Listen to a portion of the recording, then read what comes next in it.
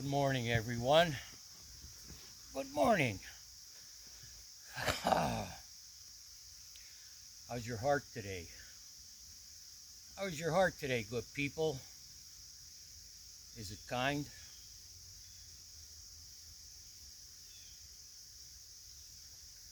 How's your mind today, good people? Is it calm and clear? Welcome to another video on this channel. I'm your host, Johan, and the channel name is Make It an Amazing Day. Make it. It's your choice, it's your decision what kind of day you're going to have.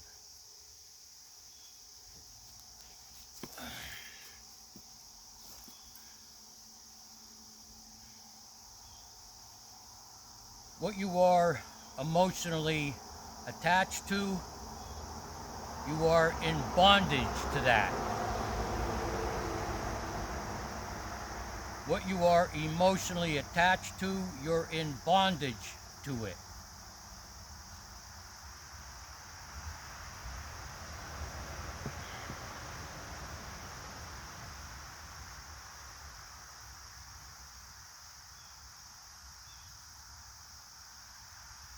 When we're in bondage to people, places, and things, we're not liberated. Emotional attachment prevents liberation.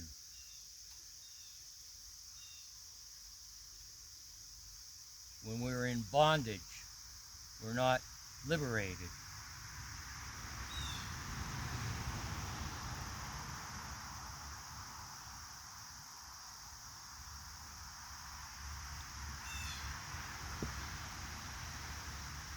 I mentioned the other day about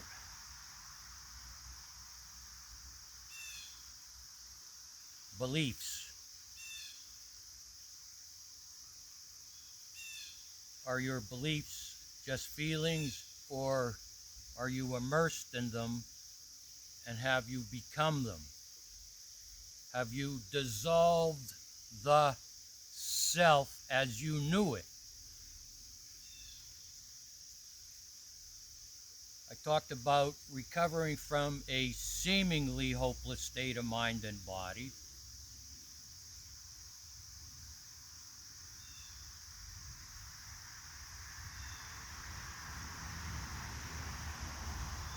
Recovering from addictions of all kinds, and recovering from emotional attachments.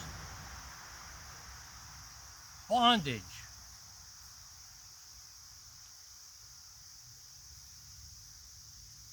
You could be emotionally attached in bondage to how you look.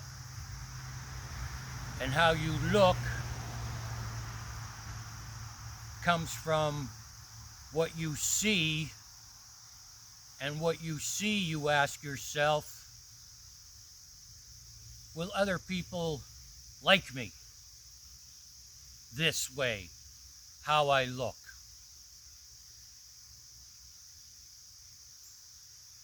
I'm not saying don't bathe, don't shower. I'm not saying that. Hey! Oh, geez, he ran after a cat. Come here. Ace!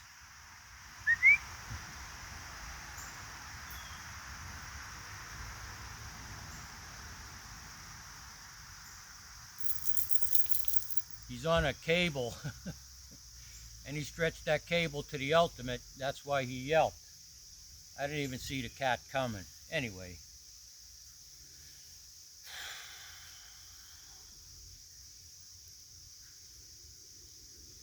We can become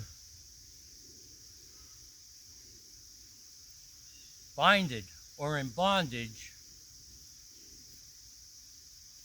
beyond the normal level,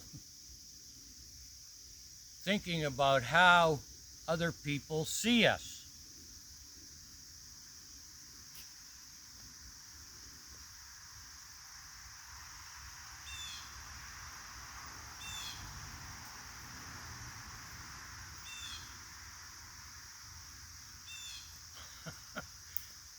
chewing sticks now.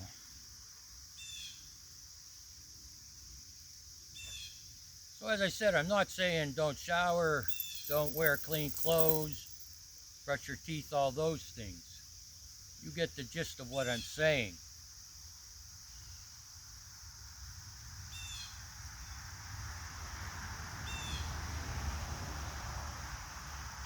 When we talk about liberation, we are talking about freedom from those things that bind us, freedom from that bondage, freedom from that emotional attachment, emotions.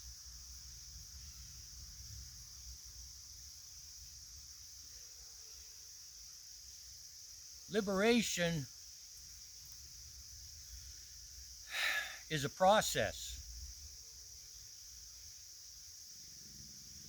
For me to be liberated from the bondages of people, places, and things,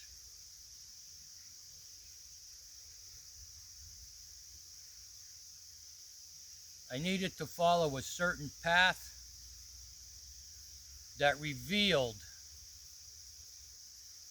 the emotional attachments, that revealed why I have ups and downs,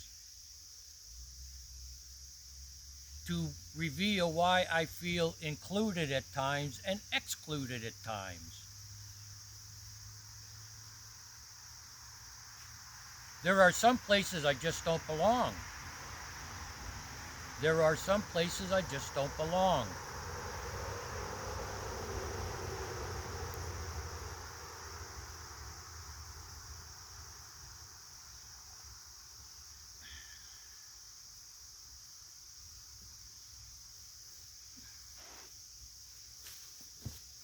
We liberate ourselves from things one thing at a time, okay? Don't bite off more than you can chew. One thing at a time. For me, it started in 1988 to be liberated from addictions. The liberation included abstinence from these things. And if you're going to give up anything or detach from anything, person, place, or thing, you need to give it at least 30 days. Abstinence for 30 days.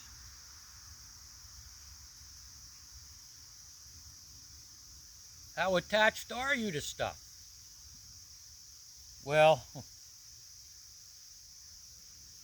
I asked myself this question this morning when I thought about this video. What would happen if Johann didn't get coffee in the morning?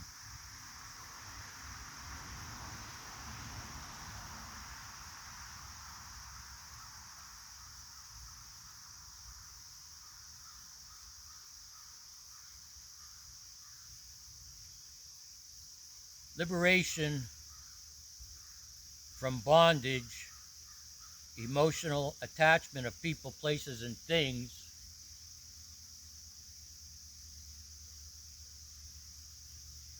that process starts by having a daily routine.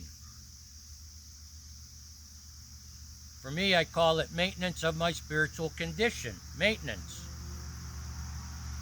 Every day I maintain my spiritual condition. And if you saw the thumbnail to this video, up there by Lewistown Valley where I walk, it's like a little doorway into the forest. That is the path to liberation, nature.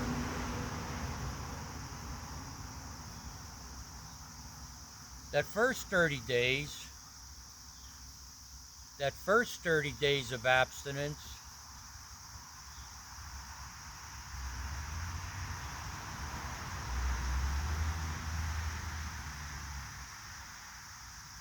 it's important to detach your senses from technology.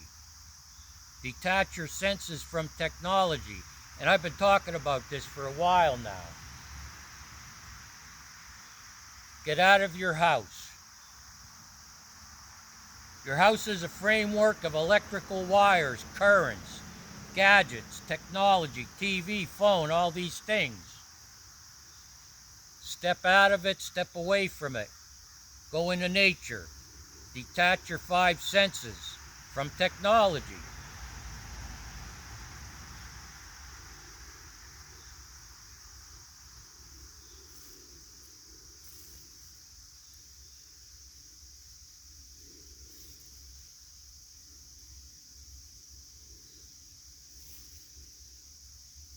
You don't have to specifically focus on a lot of things, because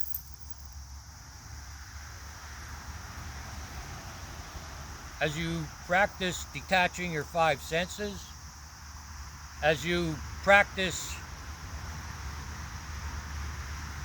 being in a natural environment like nature, certain attachments will disappear. Certain bondages will disappear.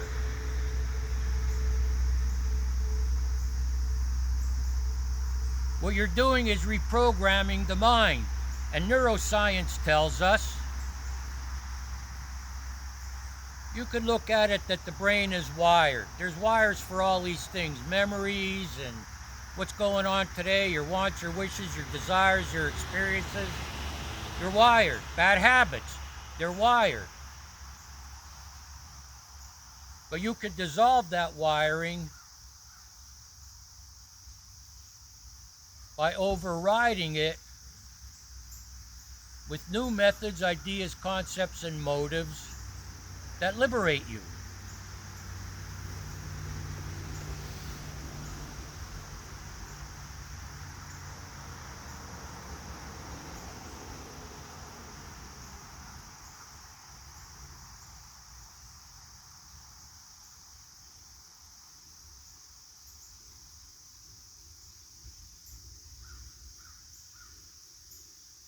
I've learned to distance myself from things, people, places, and things I believe I'm emotionally attached to, and I stay away from them for a while. I'm talking about emotions now.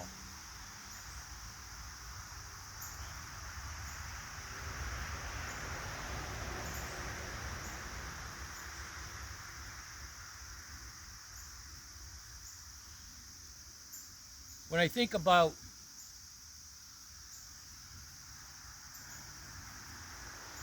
being detached from something, I'm talking about something you could say that is ruling my mind, ruling my life. That's what my constant focus is on. I'm in bondage to it. And if I don't get it or have it or experience it,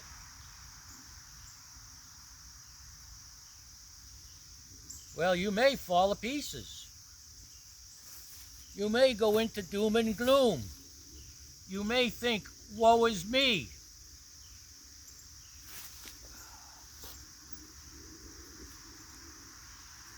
I separated myself from,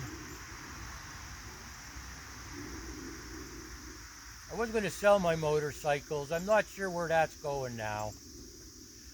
One is in the garage and one I haven't ridden for a while.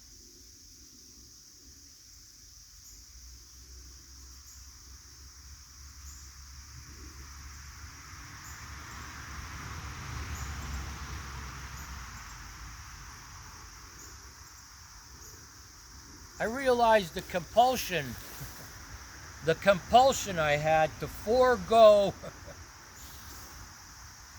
my daily routine, my spiritual maintenance,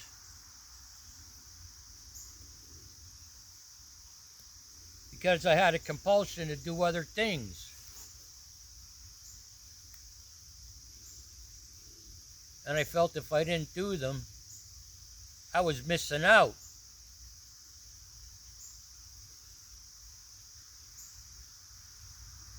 FOMO, fear of missing out. FOMO, fear of missing out. And I learned a lot. I learned a lot from when I wake up and not saying, okay, I need to get ready for a ride. Nothing wrong with that. But I had this compulsion to do it every day.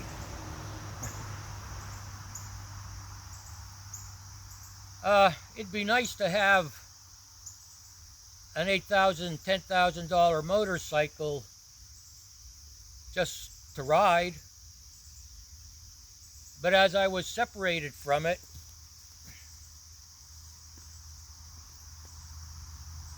I realized it's truly a form of transportation. And maybe once in a while, just taking off for a ride is okay.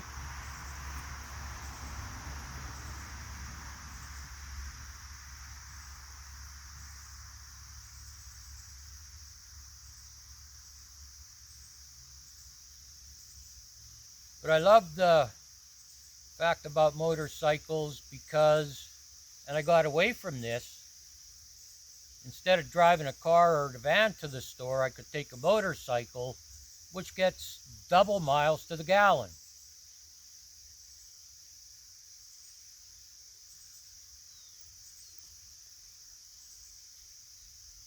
What are you attached to?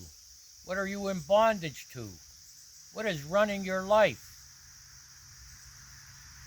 And what would happen if you miss it today or you skip it today? What would happen to you?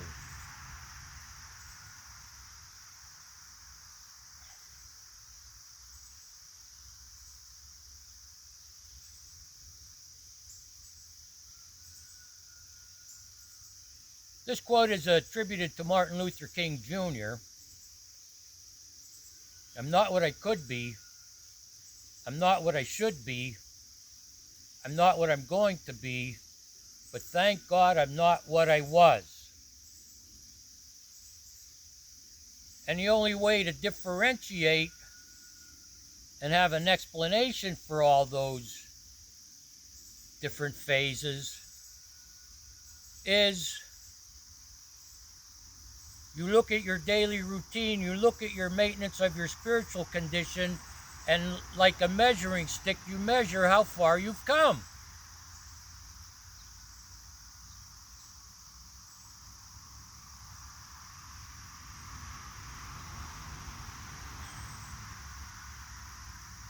I'm liberated from the past. It doesn't exist.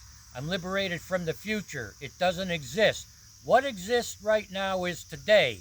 And truthfully, what exists in today is right now, this moment. This moment. I sat on my deck this morning for about 10 minutes collecting my thoughts. What do I have to do today? What do I need to do today? What should I do today? What's the most important thing I need to do today? That comes out at 10 minutes of sitting in silence collecting my thoughts.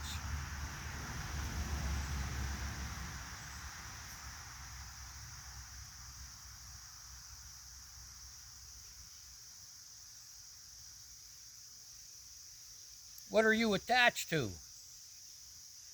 What are you in bondage to is the question.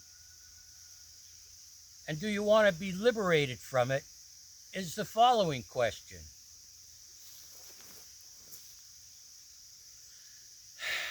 You're not free if you're emotionally attached to watching TV all day. You're not free if you're emotionally attached to playing video games all day. You're not free if you're emotionally attached to watching pornography all day. You're not free, you're emotionally attached if you're thinking about getting revenge on somebody that hurt your feelings a week ago, a year ago, or 5 years ago. You are in bondage to this.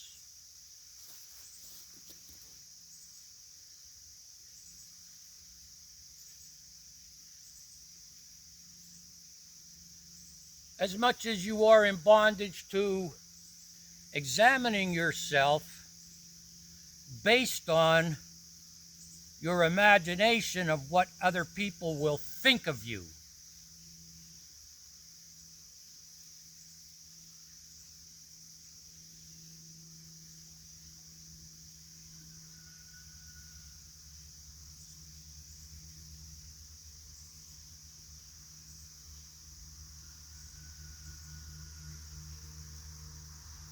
You either are liberated or you're not.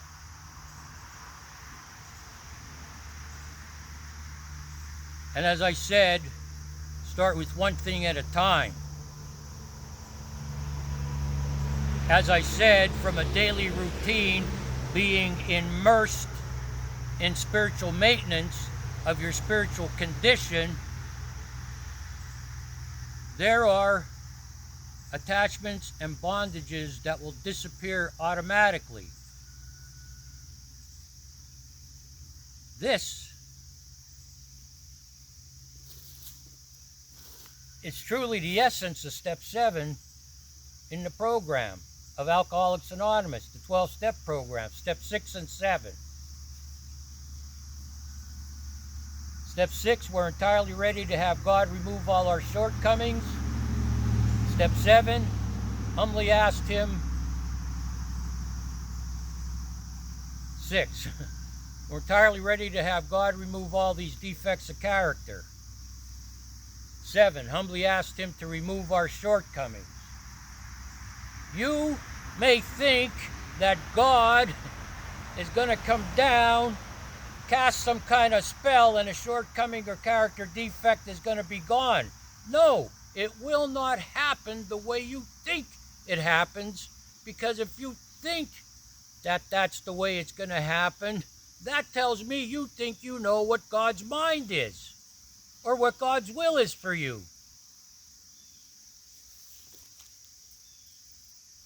There may be,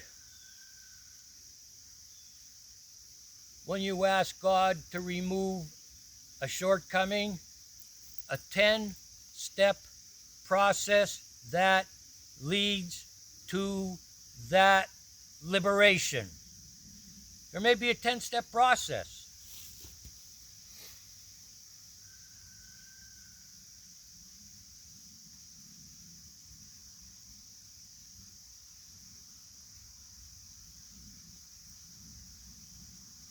When you have a daily routine, when you're doing daily maintenance of your spiritual condition, prayer, meditation, and self-examination, when you start this routine,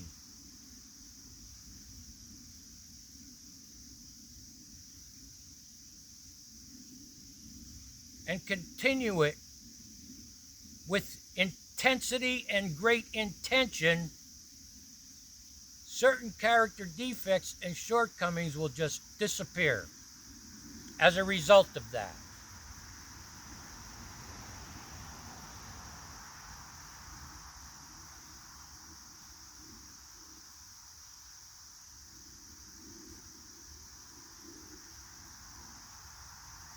So if you ask God to help you remove a shortcoming or a character defect,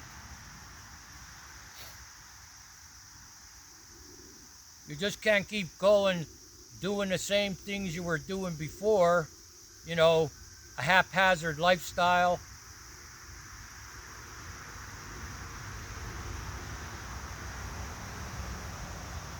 Not interested in change. You like your angry self.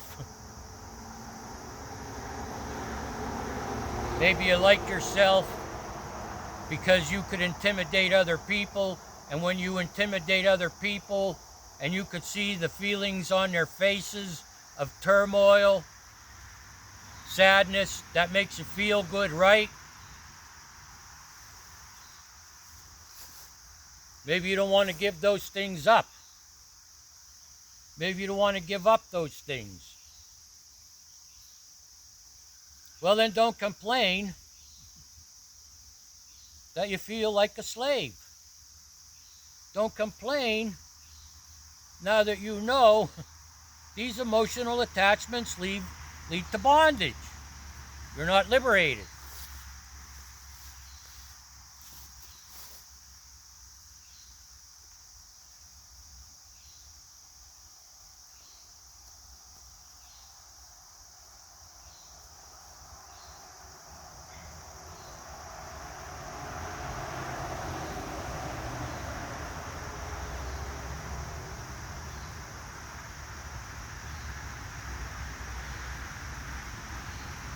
When you become spiritually grounded and balanced,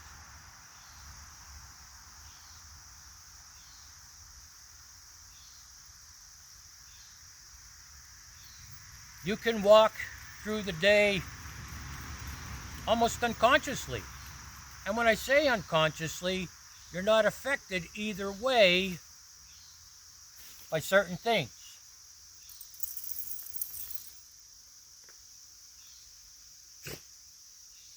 Those things that cause you to overreact, they're still there. But when you're spiritually grounded, balanced, it's as if they aren't there.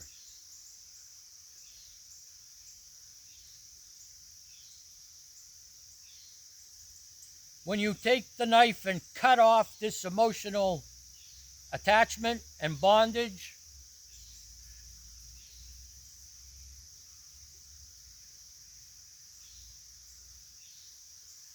it's almost as if your vision changes, because those emotional attachments and that bondage to people, places, and things clouded your vision. Clouded your vision. Of course, that's where your focus goes, right? But you're missing so many other things. So many other things you miss. When you're balanced and spiritually grounded, it is revealed to you what is truly important in life.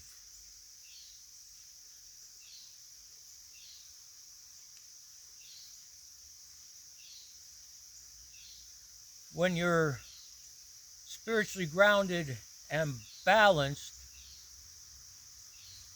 you begin to like yourself. And when you like yourself, you start to like other people.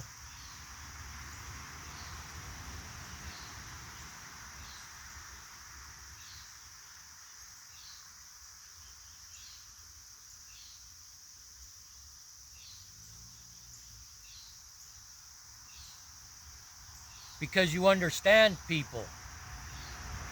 You can't understand other people until you understand yourself. Why do you do the things you shouldn't do, but the things you should do, you don't do? The things you do that you shouldn't do are the things you are emotionally attached to, in bondage to, a slave to. That's why you do the things you shouldn't do, and the things you should do, you don't.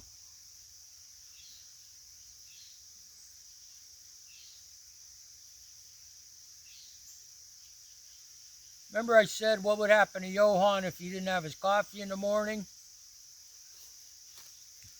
And believe me, I thought about this morning. What would happen to you if you couldn't watch TV all day?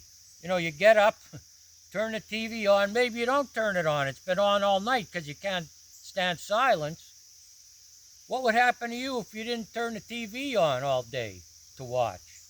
What would happen to you if you didn't play video games all day? What would happen to you if you didn't watch pornography all day? What would happen to you if you stopped being judgmental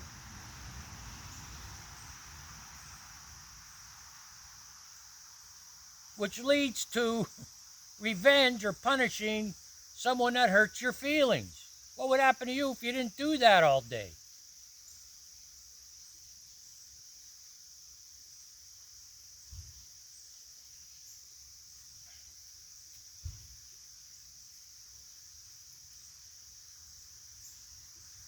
"30 days. And it's not just a path to liberation. It's a path to peace. Peace.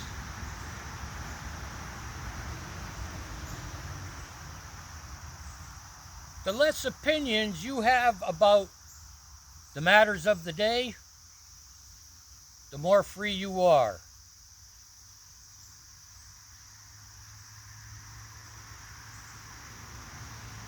You know what you look like. If you're clean and you have clean clothes, you don't have to stand before a mirror and think, well, I hope somebody will like this, or, oh, I need to say this because, they'll like me for that. You won't have to do that anymore either. You don't even need to have this confidence in yourself.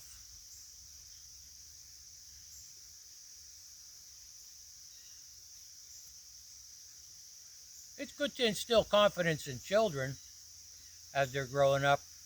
But after 20 years old, if you're not mature and you're not on a path that produces a good quality of life,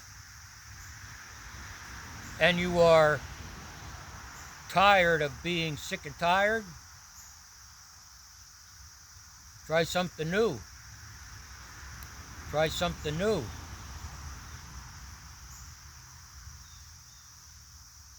Free yourself.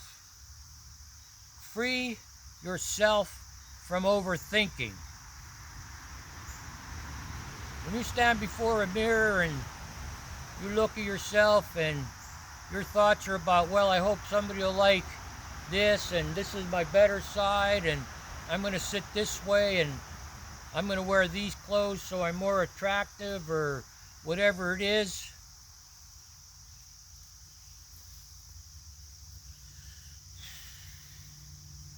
That's not confidence. That's not confidence.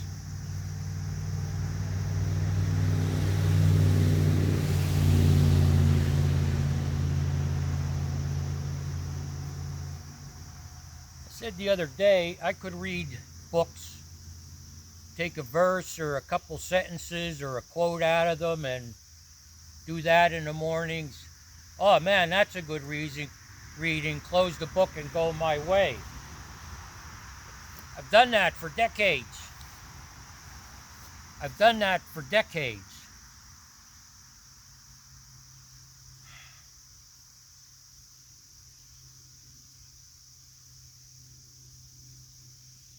That's not the end of it. Just because I've done that doesn't mean I'm good for the rest of the day.